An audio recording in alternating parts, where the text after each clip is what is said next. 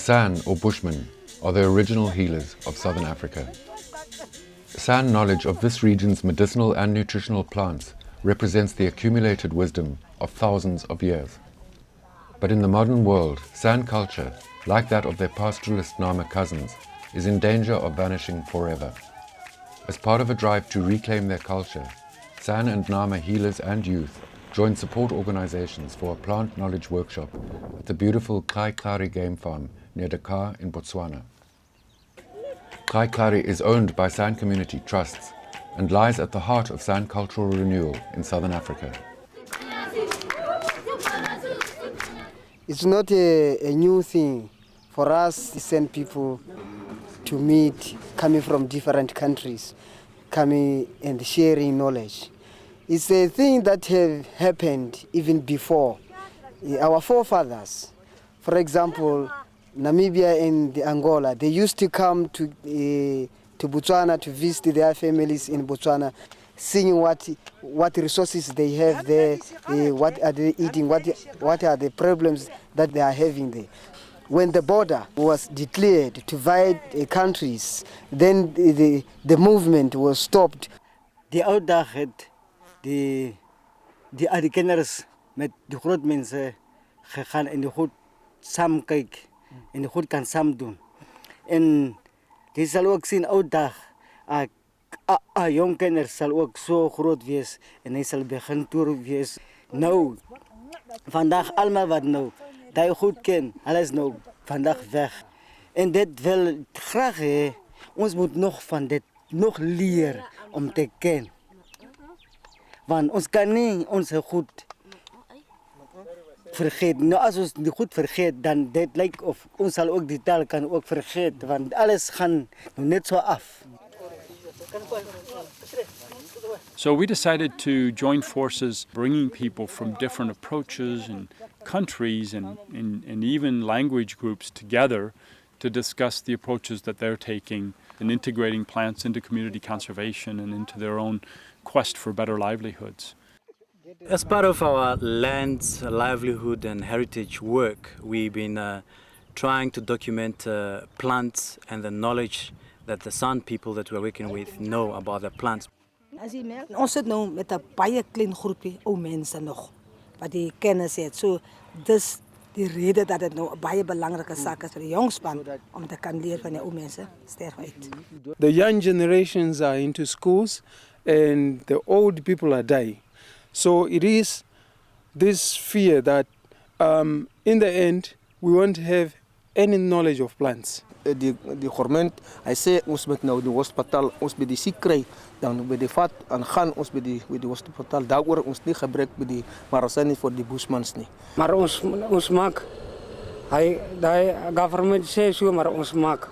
Our medicines are very good and they are of the great value if you are compared it to these ones we are getting from the hospitals, because our medicines, like I understand, they are very fresh from the ground.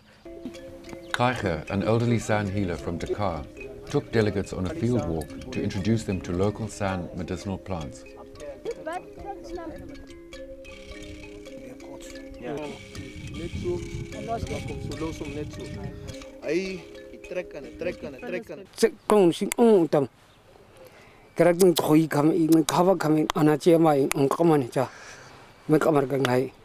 Meskatsku si kukuru ne kutingi duchi kutasa duchi kukuru duchi kukani chimang mes khusar kukani teme ima men anametia wildlife ne ga chonchi men khoyin kusa kore ji kamjita khai ji kamjita ko ongata ko kaisi chatam kore ka ji ko ji kharajita ko kai kaisi. The remarkable Hudia succulent is a San and Nama traditional medicine that brings the ownership of traditional plant knowledge into sharp focus.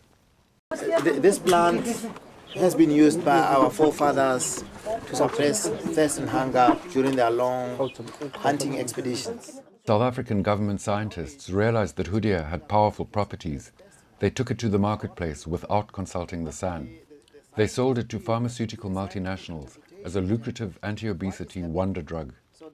They assumed in a newspaper article that the Bushmen were extinct off the face of the earth, and that is how we began to say, hold on, we are not really extinct, we are here, and we began to talk about now access and benefit sharing. Eventually, SAN organizations negotiated royalty payments from Hoodia producers. Yeah, the SAN have to say thank you that they were organized institutionally through an organization that is called WIMSA, of which I'm representing today.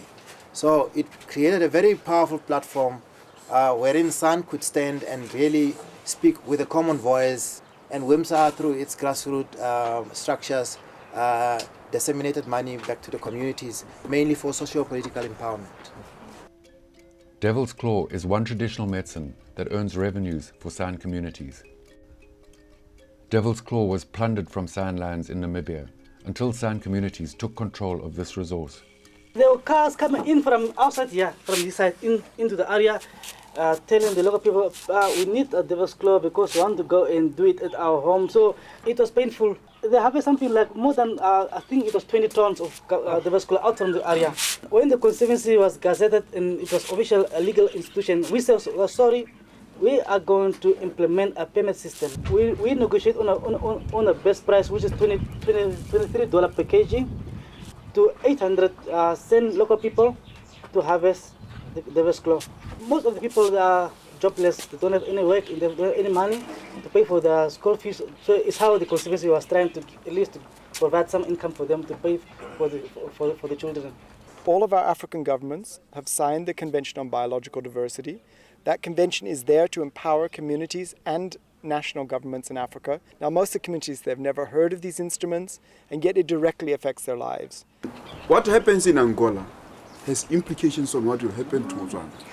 So if there is no relationship between Botswana and Angola in terms of natural resource management, the Okavango Delta can simply die. So as much as we need each other as communities, we also need each other as neighboring countries. We need each other as international communities.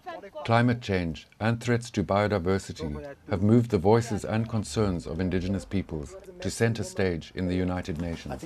So it is the law that every African government must educate you about the national policy on protected areas. They must build your capacity, that money is available, the policy is there is reporting to the UN system, but it's like the springbok, it's not going to jump in your mouth. You have to go and hunt it down. The challenge is to use international conventions and technology to enhance the value of traditional knowledge systems. We thought we can now make use of the indigenous knowledge to support the modern science to be able to get these maps of the resources that we have. This method called Cyber Tracker. We trained 14 trackers to be able to use the new technology using their own knowledge that they learned as they grew with their elders. This is the name of the plant. It's called Mutsutsuyan. You will press here and then you go ahead, press the arrow. It's edible by humans. I just give this to Moses and then Moses will download the information to the computer. After that he can make the map of the plant where we find that plant. The issue of the cyber tracker is quite fascinating in that traditional knowledge is now being sort of recognized. I had always thought that there was no link between traditional knowledge and modern technology. Now that link is starting to actually closing up. I'm very, very happy with that. Marginalized indigenous peoples can use the media to get their concerns across to global audiences. Delegates enthusiastically embraced a workshop session on participatory video production. They endorsed plans for a formal participatory video training program. What does it do? We call it accuracy. It depends when you apply to your skin. Yeah, nice one. Thank you. Thanks.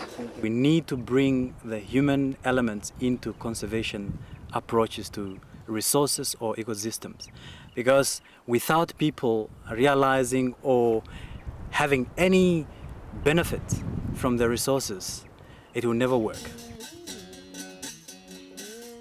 What could we do together in the future? Cyber tracker, traditional knowledge exchange, learning about specific plants like Hoodia, thinking about how we can improve livelihoods and conservation. These are all really valuable things that people are doing in different places.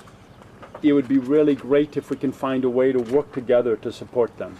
We come with different knowledges, and they always say knowledge is power, and the more we share information, the more we empower each other.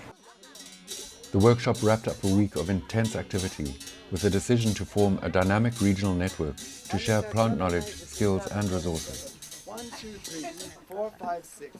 It's easy to share information on a network, and the network is going to help to impact this knowledge to their communities, which would be impacting it to the young generations. Shani had a cousin to Amkago. Kakashina get the Rukoja Shina Taho. The guy need to work the Hoganga with the Shina since Ugan or Uga Se Uga at a room or Uga, Akaruko or Uga, a Jagana or Uga Ashika or Shin, and Rusagia on Koga, Ahementic. The meeting together with different people from different countries is very important in that sense. That is, we are mutually gaining experiences, some of which we can imply in our cases or as some of means of development even to our communities. I think it brought me back to the olden days where I was a young child, where I used to go out and go for hunting with my parents. So I have been empowered through this process because it's really brought my memories. So really I love to go out in the field and just to learn again what was once mine.